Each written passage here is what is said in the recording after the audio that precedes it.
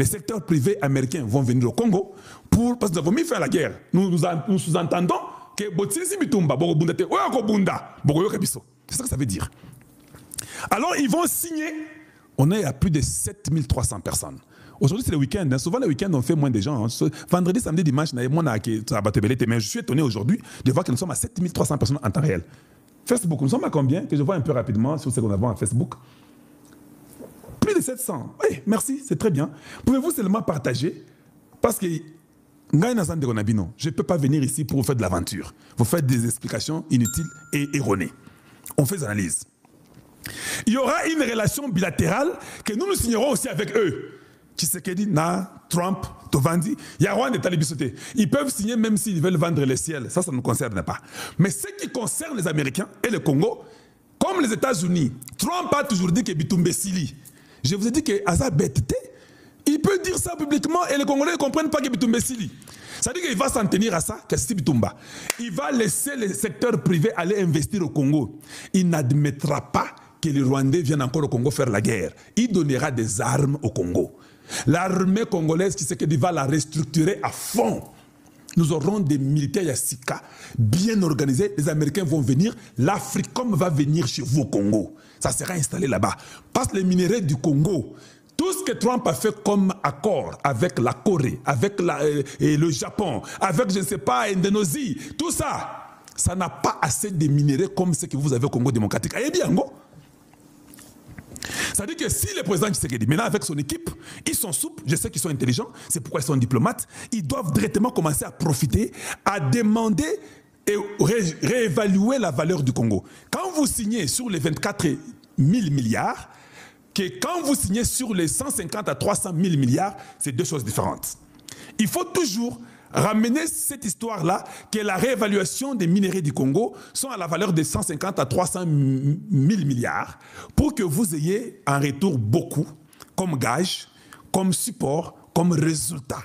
Ça, c'est Kalonji qui dit à ses frères, je ne me prétends pas que je connais tout, ce sont des idées que nous donnons, ils connaissent mieux que moi de toute façon.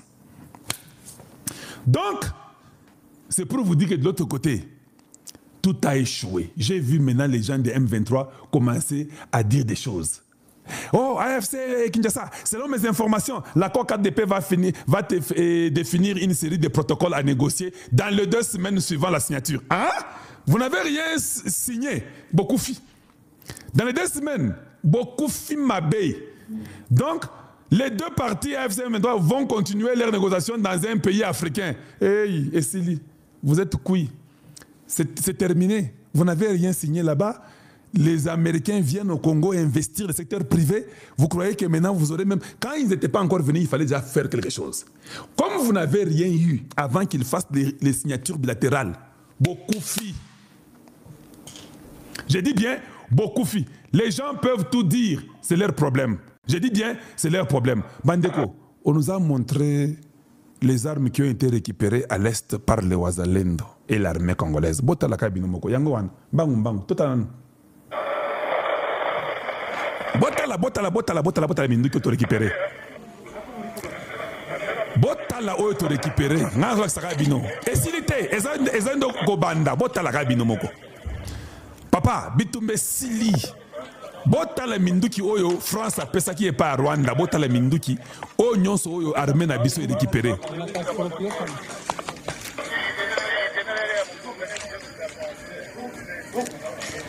Les agents de la mort, les anges de la mort. Botala.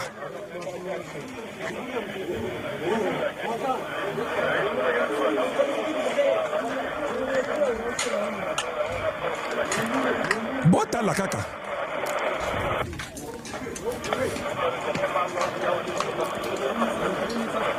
Parce que le gouverneur du Nord qui va demander qu'on puisse tout prendre, non? Botala, botala.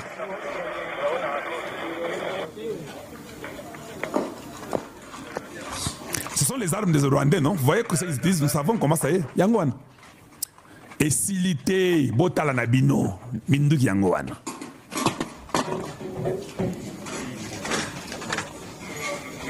Botala, botala, botala.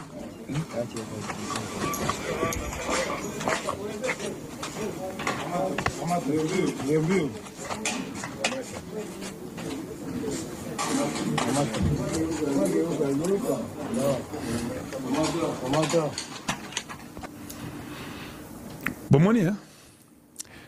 En tout cas, le M23, je pense qu'il faut oublier. Ça devient très compliqué.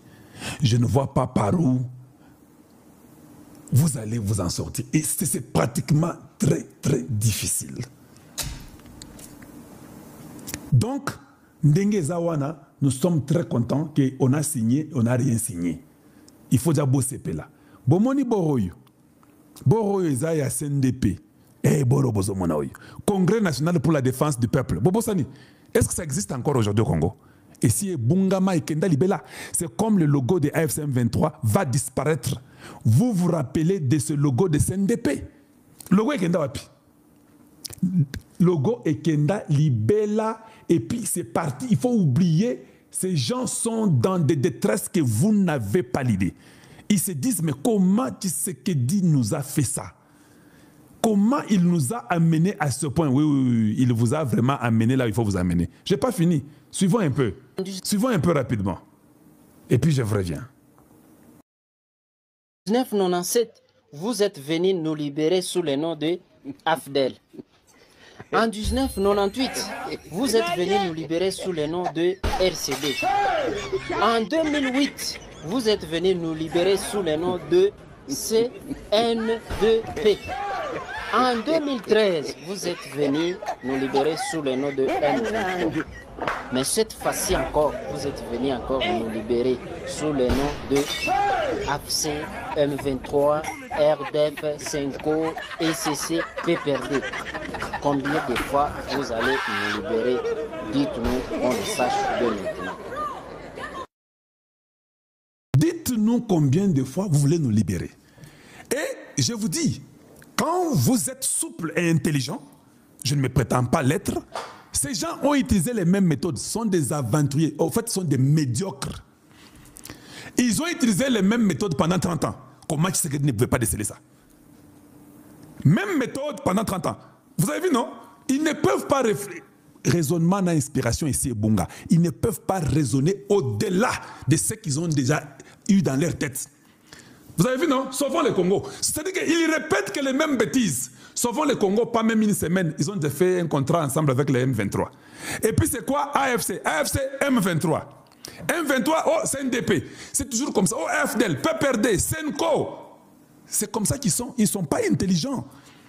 Si tu es seulement intelligent assez, tu les attrapes tous comme ça, comme des biscuits. Et Tshisekedi les a tous eus très facilement parce qu'ils vont nous libérer finalement combien de fois? 1 milliard de fois vous libérez un peuple? Mais ce n'est pas possible. À un moment donné, tout est terminé.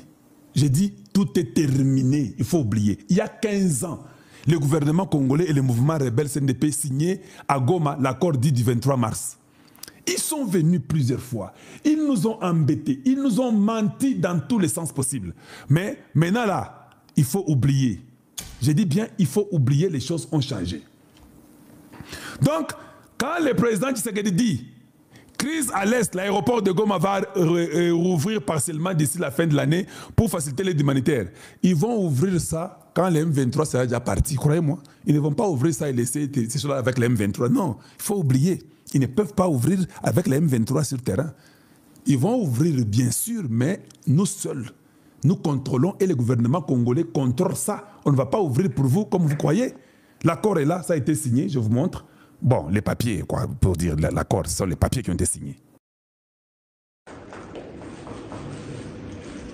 Là, c'est le haut représentant Sumbu Mambu, le haut représentant de Tshisekedi qui était là-bas, qui a signé avec eux. En fait, ils ont signé des papiers, ils n'ont rien signé, au fait. Si vous faites un travail comme ça, je vais vous appuyer. Pourquoi je ne vais pas vous appuyer? Vous arrivez, vous retardez tous ces bandits-là, et puis vous ne signez rien. Ça, c'est l'intelligence. Oui. Vous partez, nous sommes venus signer. Ok, d'accord. Qu'on signe. Yo, on signe à l'autre côté. Kende kakuna matana bango kitana bango. Matana bango kitana bango. Non, vous savez, étant donné, pourvu que aussi que français, c'est comme ça, Sumbu Mambu, c'est comme ça. Parce que quand j'ai lu, hey, Sumbu Mambu, je m'étais préparé, je me dis que ce qui m'a signé, c'est Lukuta. Hey, ndenge na lingana ya na passion koloba. Mais merci. Voilà, qu'allons-y comme ça. Merci parce que vous n'avez rien signé. Merci parce que vous avez seulement mis des signatures et Donald Trump les a eues. Vous les avez retardés. Bon travail. Continuez à faire ça. Vous aurez toujours mon soutien. Donc, Yangowana, aucun accord n'a été signé. M23 bazana kanda ya kosakana. Kanda ya kosakanate. Kanda ya kosakanate. Oui, oui, c'est ce que nous on voulait. Je suis content que vous n'avez rien signé. Tout le monde est dans la salle. Ça, c'est l'ordre qui vient des États-Unis. Papa, M23, ils sont dépassés. On m'a dit que Nanga est malade. Hier, il a porté... Non, c'est aujourd'hui. Hein, oui, après la signature là, des papiers, il ne pouvait même pas... Il était juste dans la toilette. Il fait une diarrhée qui n'a pas de sens. Il ne comprend rien. Comment nous avons signé ces bêtises? Comment on nous a fait signer ça? Oui, oui, oui. C'est Donald Trump qui a décidé. Signer seulement. C'est ça la vie. À un moment donné, vous allez ne pas aussi réussir. Donald Trump a dit, vous signez. Tu peux tout dire, tu peux monter, descendre, vous signez. Hé, pourquoi tu pleures? Avant, c'était le gouvernement de Kinshasa, le pouvoir de Kinshasa, blablabla, et du coup, ça devient le gouvernement de la République. Ils ont dit le gouvernement de la République. Il n'y aura aucune pitié pour les criminels. C'était le pouvoir de Kinshasa, le gouvernement de Kinshasa. Aujourd'hui, ils ont dit le gouvernement de la République. Ça dit qu'on leur a dit, hein, ce pays-là, vous ne le divisez pas. Ok, voilà, merci. Banamboka no soba Kongomani oyo balandaka biso kaka ba même chaîne na biso oyo topesa kabino ba actualité du jour. Eza moko wa bino na kombo ya président Lola to bandaki na bino depuis la début de la semaine ti lelo to komi na fin de la semaine lelo c'est le samedi. Toza toujours prêt pour na communiquer et pas na bino balandi no sobolanda biso na ba actualité du jour ndenge ka to lobaka keno et FARDC bande ko na biso bazalendo bazali na niveau ya est de la République pour na combattre les M23 mais biso peut ko combattre les M23 quatre na média bolanda biso bola ege bo s'abonner et bo commenter boyoka to kolobela ni to kolobela frappe au passé qui lobby na 2h du matin à niveau ya Minembwe Tokolobela ba pour parler aux Zaki na niveau ya Doha oyo gouvernement congolais a rejeté nyonso en bloc Tokolobela sur la ville province de Kinshasa na ba inondit oyo nyonso mokonzi mboka alobela ki ngona niveau même ya Conseil des ministres. Voilà, merci. Banamboka eza moko abino ndenge boyebi déjà. Ba pesa kabino ba actualité vrai o bolandaka bolanda tokolobela nini pour la République démocratique du Congo. Voilà. Bayimboka. Esengo eza makasi ya kolanda lolenge mboka eza kotambolama bino moko boyoki milelo. Milelo. Toyebisi Rwanda akosilisa mibali nyonso tuna Rwanda. Rwanda doit risquer ya kotikala kaka basi na basi. Esuka nango Kagame akosilisa batu nyonso tu etikali azwa kaka James Kabarebe. Atinda ye na front to abatre ye. Et ceux qui James Kabarebe akufi suka nango Kagame yemoko akoya kokota na ligne de front puisque tout terminé avec le Rwanda. Bon, tu connais la frappe à 2h du matin, des drones congolais ont frappé. Lorsqu'on frappe, je dis bien, lorsqu'on frappe, tango tozali ko frapper. Kagame atikala koloba jamais na munoko na ye que non, l'armée congolaise azali koboma l'armée rwandaise et des terroristes rwandaises. Chaque jour, l'épaule monsieur Kagame Batu o atinda kanaba média balelaka toujours la République démocratique du Congo, des drones de la République démocratique du Congo pour frapper qui? La population. Est-ce que biso to bundakana population be to bundakana ba terroriste ya M23? Tout le temps bozali koyoka demande na bango. devant la communauté internationale. Mais la communauté internationale, puisque la communauté internationale sache que non, l'armée congolaise, azaliko boma batute, azaliko boma des terroristes. Yango bozoka, la communauté internationale bazali bouche B, bouche na bango ezali fermée. Et même le président Félix Alobaki, bien que non, je vous prends en témoin. Mais tant que des gens, tu suis bango déjà en témoin. Tu vois qui la communauté internationale en témoin pour na ko sakanana Kagame te, pour na ko lamba fufute to tche la Kagame likolo amesa. Tu vois qui bango en témoin pour le dire que non cette fois-ci, tu vois ko agir. Et yango ozali komona tu ko agir. Mais fallait bango baloba que non, tu vois ko abattre ba militaire na bango. O bazali ko tinda bazali ko kosa que non. L'armée congolaise azali ko tuer population. Non. Tu sais comme dans la population, Kagame soit clair. Kagame soit clair. Okobenga la communauté internationale jusqu'à tel point que nous va répondre pour déjà tout qui bango en témoin. Oui, merci. L'armée congolaise, merci. Bon frapper dire. Bon frapper dire. Ba mikenge ba mboka wana nyonso tout bazwa ki frappe bandaki na désert talanko ya armée to bandeli bango frappe na Ernin na désert du matin. Alors bana mboka bomonizi bomona kilobi chef d'état-major rwandais a qui ko réunir tous les anciens militaires à Rwanda, même les démobilisés. Même les démobilisés. À Bengisaki Bangonion surtout. Objectif na yezali ko simbi sabango manduki. Baya na est ya République démocratique du Congo. Mais bayaki. Bazupe par na bango. Au juste, tous les Rwandais, des femmes rwandaises se demandent entre eux, au juste, Bissona Katia Rwanda avec ce régime de Kigali, de Paul Kagame, Tokotika la kaka basi na basi, ibali no bakosila. Frappe wana ba tuko zona désert. Bato ya rassembla ki lobby. Bato ne sa rassembla ki lobby, ba démobiliser ou rassembla ki lobby. Bangwana tindaki baya ko renforcer les M23 mais bakuta na armée loyaliste bakuta na ba wazalendo de la République lelo bazoro ba la communauté internationale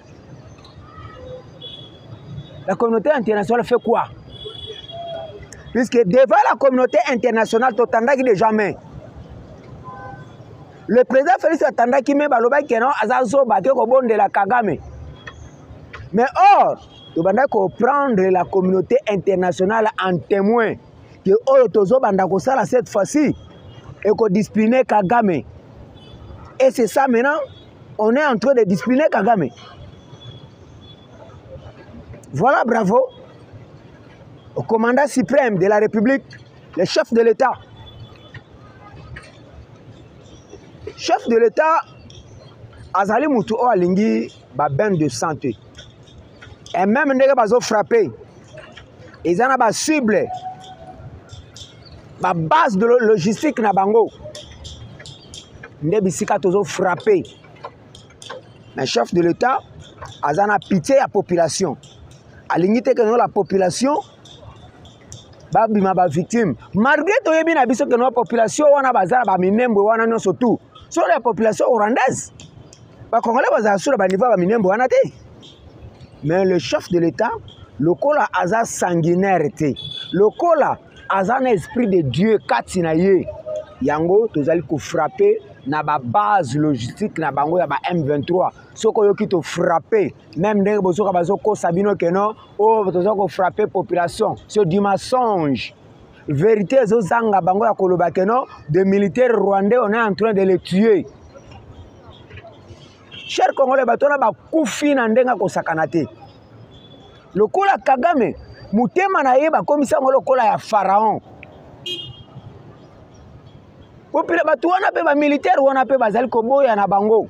Puisque parmi ba démobiliser o bango ba bengisa ki wana. Mingi ba répondaki bango. Mais ba o ba répondaki bango mingi baza aux arrêts. Bato bandima ko accepter ko ya kokufa na Congo nde bango na bayaki bakufi. Mais ba o ba boyaki baza aux arrêts. Puisque pas Kagame soka lobi likambo mukutu akoko boya azata. Voilà. Kagame alingi nyonso koloba oui, faut batu na nyonso ba respecter. Mais batu wana batuni bango boy. Ba démobiliser wana bakangaki. D'autres ont accepté, d'autres ont demandé. Ba oya liboso botindaki na Congo sort na bango eza nini? Et comment banda bakenda ka bazonga kate baza wapi? O ba répondre mabe, bakangi bango lelo ba na boloko. Mais heureusement, malgré baza na boloko, mais ba o ba avansaki lelo boyoki o eselemi na 2h du matin. Ça va, merci. Chers Congolais, ces imbéciles, il y a des Rwandais oyo, bakendaki Doha. Yoka ba réclamation na bango.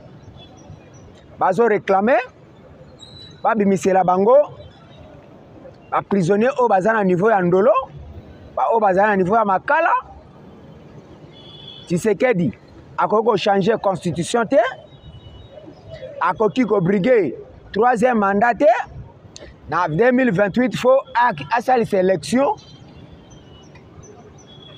Ba grade na bango o bazana ngo na kati ya Zamba. O ba mibengela ka keno Hippolyte Kanambe c'est un militaire. Donc kaka ba grade na bango o bazwi na Zamba wana, yango ba ya ko intégrer nango na kati ya armée congolaise. Ba zone o bango baza, ba zone wana kaka bango moko ba s'occuper na yango. Biloko ba ke ko sala na Doha. Mais gouvernement congolais a répondre bango te. Le gouvernement congolais a tikal ko répondre bango te. Alors, chers Congolais, et ça la biso ni chaud ni froid. Puisque nous avons un chef qui est très catégorique. Et on voir même à Yebisi même Donald Trump. Les accords, le deal Lingito signé entre toi et moi. Mais avant de signer yango, faut na mona na Nirangongo, faut na mona na Uchuru. Puisque na Nirangongo Uchuru, na minute tozolo baba M23 ba Rwanda ba nexango déjà na Rwanda. Yango ayebisi monsieur Donald Trump. Alobi avanga na ya ko signer deal wana, faut na mona les deux territoires wana déjà batuana batiki yango vide. Batuana batiki yango vide. Simangana ye na yeko signer deal oyo. Comment c'est possible Uchuru Nirangongo ezana maboka ba Rwandais? Nord Kivu, Sud Kivu ezana maboka ba Rwandais. Mais lorsque tu m'appelles que non aïe apoto yako signer deal. Comment tu sais to signer deal? Espace wana so tira la kana maboko na bango. Yango boyoka ki frappe. Oyo monsieur Donald Trump, le président de l'États-Unis d'Amérique, ainsi qu'on frappé liboko na mabele, likolo na mesa, ainsi Kagame, tu veux la vie ou la mort? Et loko batuni Kagame yangwana, batuni entre la vie ou la mort, pona eloko moko linginin. Et la République démocratique du Congo, soit otika na kati ya République démocratique du Congo, ozala abattu, ou soit obima na kati ya République démocratique du Congo, ozala na bomoy. Choisir au linginin. Bana Mboka, le président de la République, Félix Tshisekedi Tshilombo, a un président plein. A un président plein.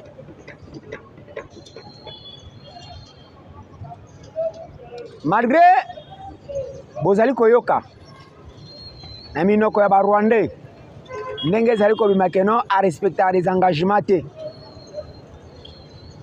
Et tout d'abord, ngai kolo mabele, ngai kolo richesse, Ngai Kolon Kita. Et c'est moi qui est le chef de l'État. Engagement oyo ko imposer nga. Si on a mon qui est un avantage, je peux accepter. Si on a mon qui est engagement est un avantage, des fois je refuse. Engagement au bino boyo ka no chef de l'État a respecté ka engagement te. Quels engagements? Et le loti lolo na minoko ya batuana. Batikala ko bimisa te aucun engagement. O basinana mokonza mboka a respecté kité. Premièrement, tous un engagement moko te babimisa déjà devant public. Engagement tous qui na bango ya FCC cash. Tant que tu as engagement wana, ça ne tient pas. C'est aussi un engagement. Libala kutu batu ba balani ba keti na niveau à l'état. Ce ba moni kezo simbate. Suka nango ba sakanini bakabonaka. Nzambe kutu tango amoni ete yena Satan ezo simbate. Suka nango Nzambe a rejeté qui Satan en fer. Alors, le président de la République, le Fachi Beton, n'a qu'à tiper Libanda, a moni que eloko otozo marché. Puisque avec l'FCC cash, tout le monde a qu'est-ce qu'on disait chez le chef de l'État? Azaraki est incompétent, inconscient. On voulait bloquer toutes les actions des chefs de l'État. Alors, tu acceptes kaka que non, tu tamboula na bango na lolenge wana. Engagement au bino boyoka que non, le chef de l'État accepte à respecter l'engagement, l'engagement ya FCC cash. Yangwana. Mais il n'y a pas un autre engagement. Au Bakoko Sabino, la population congolaise. Au Bakoko Sabino, que non, tel Tshisekedi engagement tel to sinanaye à respecter, tel engagement tel à respecter, tel engagement tel à respecter. Le seul l'engagement de l'FCC est cash. Point barre. Le loba na mboka. Mboka oyo ezalaki dirigé 18 ans. Na maboka ba Rwandais. Ndenge na banda koloba kolanda papa na biso moko lobi na niveau ya etandoike ya mboka na biso. Azali koloba. Après départ, il y a maréchal Mobutu atikaki 37 bateaux. Il y a Onatra. Atikaki 10 têtes, il y a locomotive. Lelo, arrivé à chef de l'État, le président Félix, bateau ceux qui sont sincères, Bayebi biso batiki combien de têtes il y a locomotive, Bayebi biso batiki combien de bateaux na kata Onatra, pour lelo oyo baloba que non, le chef de l'État, Azamutu oyo, azo respecté l'engagement. Mais lelo avec le chef de l'État, tout comme on a lobby 200 engins. 200 engins ils ont déjà sur le terrain à Mabele à Congo en provenance de Chine. Pour l'entreprise, il y a OVD. Kabila a dirigé 18 ans. Au ticket entreprise, il y a office de route, il y a qui kokutango Mobutu a tikaki. Bino le lobo tikaki ango wapi. Kabila pendant 18 ans que tu as dirigé. L'OVD, il y a combien d'engins? Oh lelo, au lieu que le président Félix, Bisika Akuti, alingaki kobaki support que mboka ait avancé, mais Akuti yesi konde azobanda kobanda toujours na fondation. Nyonso azobanda na fondation. Sur 560, sur 5600 engins, pour recevoir déjà 200. Et ben engins wana soki eye et qu'on a distribué dans tous les 145 territoires. Pour na kosala ben infrastructure na katamboka tina ba fin fond. Mutu azana ba initiative ya boy. Après lobby, boye bisabiso, il n'y aura pas changement de la constitution. En 2028, il y aura l'élection. Tshisekedi va se présenter. Tala. Makenga ceux qui nani tout banyama oyo bakoma bango banani tu ba petit oyo ba Rwandais oyo est-ce que bozo lota Puisque tout ce que Tshisekedi est en train de faire, la minute la population congolaise a allé unanime derrière le président Félix. Et ce qui bozo yeba, et l'on liboso, on les a mis toute la population congolaise. Nazo yebisana n'est pas le président de l'Assemblée nationale, l'honorable Aimé Borge, le président de l'Assemblée nationale. Boyeba ke no yeba ke eloko obiso to chelu esika wana ezana no objectif moko nanu. Yambo ya kozwa nyonso wana, mais il y a un seul objectif au côté de l'Assemblée nationale. Mais tous les jours, nga nazo le kanaba média, nazo tirer yo leçon que ceux qui koloba ke no comme à deuxième caméra, yo moko ko choisir entre de rester là ou ya ko bengana yo. Puisque aujourd'hui, les Congolais ont une difficulté à ma casse. Difficulté à Liboso, ils ont une constitution à Biso, les Belgérans, c'est la Kabiso. Comme les Rwandais savaient que non, il y a un Congo pour piller les ressources à Congolais. Na la constitution à Congo. Et l'autre côté, ils ont fait la population congolaise que non, le lot ceux qui m'ont yibi à Koko Yiba, Toko Salayebo, Toko Zaboui. Mais nous avons un seul article, il y a biso population congolaise, tous autres, il y a un changement à la constitution. L'article premier, il y a la constitution, biso Toko Sabino, peuple congolais, premier article, Mouto a trahir. Mouto akoyiba bien, il y a l'État congolais, il y a la population congolaise. Même au détourner $1 seulement, il faut payer sa biso yo.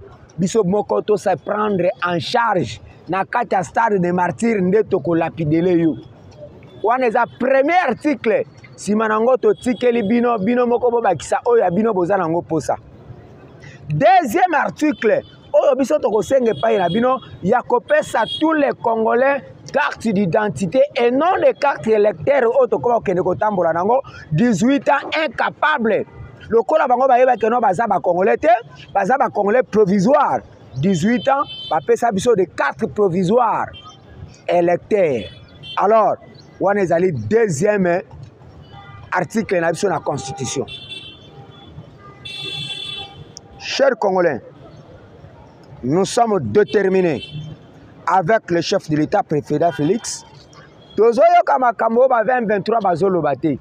Bango bazolo ba, il n'y aura pas changement de la Constitution, mais nous, le peuple congolais, les vrais Congolais de père et de mère, bato bazobo ya changement de la Constitution, et ça ba Congolais sont des Rwandais, puisque avec leur Constitution de bisika bango ba profitaka. Mais nous, la population congolaise, nous avons besoin de nouvelles constitutions en République démocratique du Congo.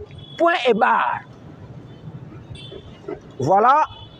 Aimé Borge, objectif mi balé au peuple congolais va s'entendre nango et pas nayo. Mais ce qu'on comme à deuxième caméra, au moins caméra, ami bimisa qui pacificateur na Congo, qui pacificateur na ya lokuta ya moyibi. O banda ko yibe la mbongo population congolaise, na mukia zoko sabiso gaza pacificateur, était azaki pacificateur te, azalaki vrai voleur au Congo. Mais ce que koya kolanda suba idée na ye que le chef de l'État a lobi boy yo bimi na média a lobi boy ah papa bakoni na yo ya enfer yo moko kosala nene okobuka yango. Voilà, merci Baimboka. Bon week-end à tous. Ezali moko wabino boyebi déjà na kombo ya président Lola autrement dit la voix du ciel. Kaka na même chaîne on a komona déjà ndeko nangai le caméraman Jonathan kuna et pe na machine mususu ozali susu na ndeko boni o baza ko talisa ngai ke non po nangai ngonga ekoki moko wabino plus 143 89 24 24 851 nako salier maman na biso tirasi yala na kopesa pa maman na dini yala pe bambote belé pe à moi-même riti yala maman na blanc singi bambote ebele. Voilà, merci, à demain, ciao.